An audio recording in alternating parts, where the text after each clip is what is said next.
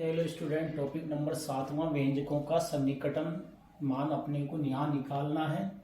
नवोदय महत्वपूर्ण प्रश्न से संख्या 36 और 62 के योग का सन्निकटन मान होगा।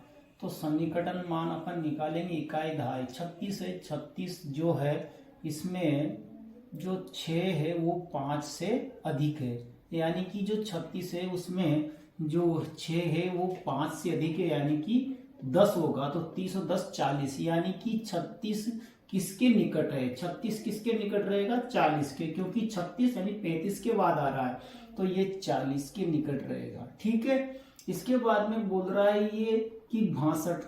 अब 62 में क्या एक अंक 2 है, तो 2 यानी कि कम होगा, यानी 0 हो जाएगा, यानी कि इसका सन्निकट मान हो जाएगा 60।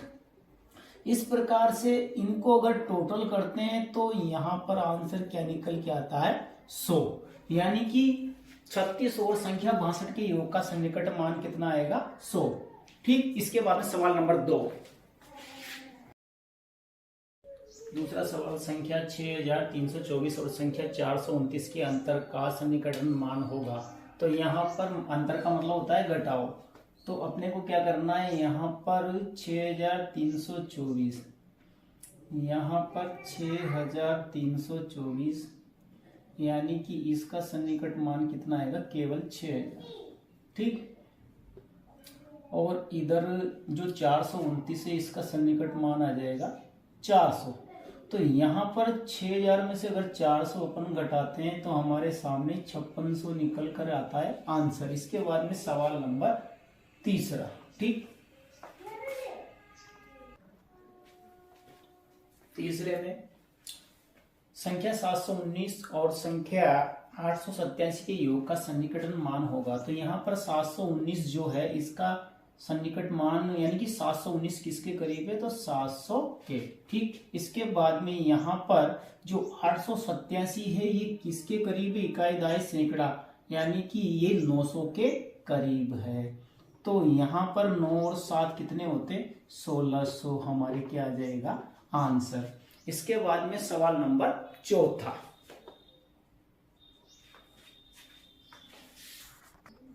देखिए स्टूडेंट, इस सवाल में क्या है कि 12904 और संख्या 2898 के योग का सन्निकटन मान होगा। तो अपने को इसमें क्या करना है कि 12900 जो है इसका सन्निकट मान होगा 13000। ठीक। अब 13000 जो है 13000 और योग का मतलब होता है जोड़, और इसका जो सन्निकट मान है यानी कि 2800 किसके करीब है? 3000 के करीब है। तो यहाँ पर अपने को 3000 लिखना है। तो 13 और 3 कितने हो गए? 16000 हमारे क्या आ जाएगा? आंसर। ठीक। इसके बाद में सवाल नंबर 5 हुआ।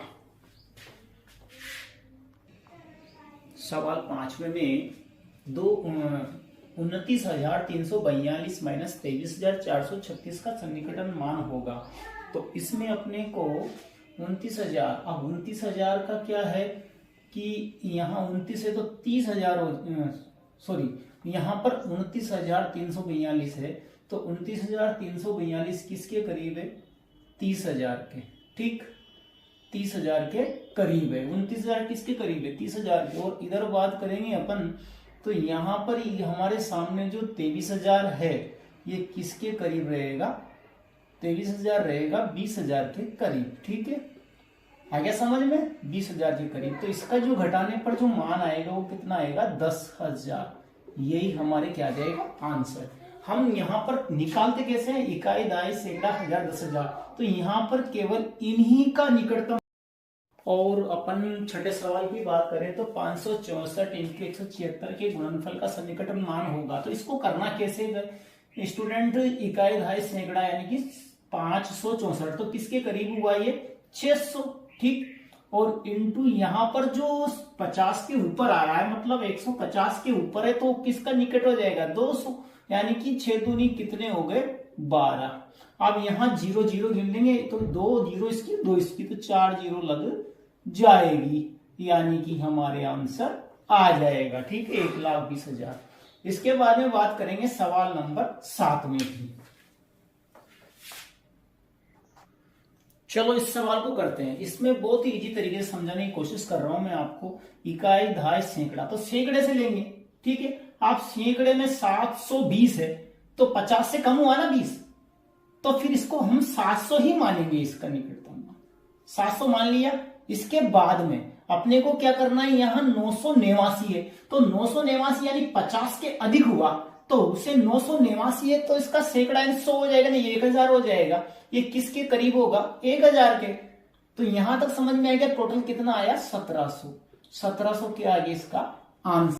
हेलो स्टूडेंट, व्यंजकों का सन्निकटन मान से अपने टॉपिक से है ये, और सवाल नंबर 8वां कोष्टक 9 इंटू 795 का सन्निकटन मान होगा। तो 9 का सन्निकटन मान कितना होगा, 10, और इसका 795 का सन्निकटन मान कितना होगा, 800।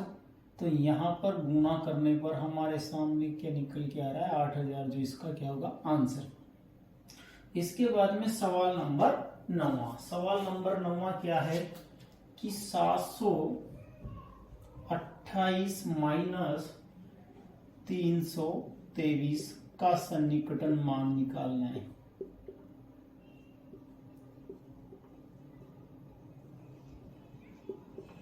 मान होगा। अब इसमें अपने को 728 है तो 728 यानी कि इसका सन्निकटन 700 और इसका कितना हो जाएगा, 300। तो यहां पर इस 700 में से 300 घटाए क्या बचे, 400। 400 इसका आंसर आ जाएगा, ठीक है। इसके बाद में सवाल नंबर 10वां।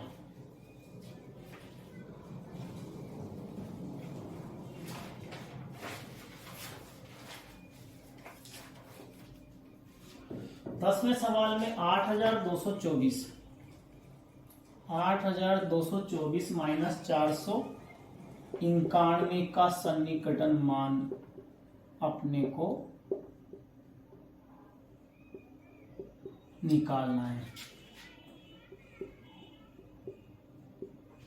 तो अपने को यहाँ 8224 जो है उसका सन्निकटन मान तो 8224 का तो 8000 हो जाएगा, और इधर कितना हो जाएगा, 491 का 500।